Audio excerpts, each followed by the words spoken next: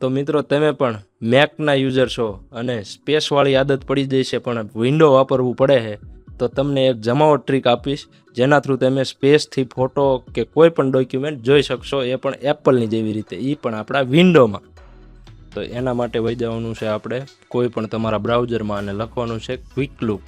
ક્વિકલુક લખશો એટલે માઇક્રોસોફ્ટ સ્ટોરનું જ ક્વિકલુક આવી જશે, એમાં ક્લિક કરજો.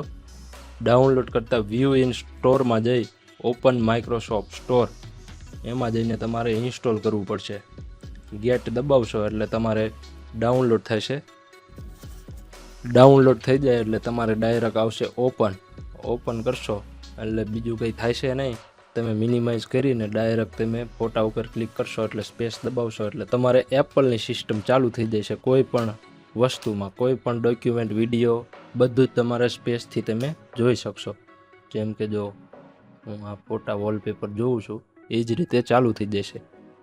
તો મિત્રો આ રીલ શેર કરી દો એવા મિત્રોને જે હાલમાં જ એપલમાંથી વિન્ડો પીસીમાં શિફ્ટ થયા છે અને સ્પેસ દબાવવાનું હજી ભૂલ્યા નથી, તો એમને ભૂલવાય ન દેશો અને ફોલો કરી લો આપણા આ પેજને ટેક વાર્તાને.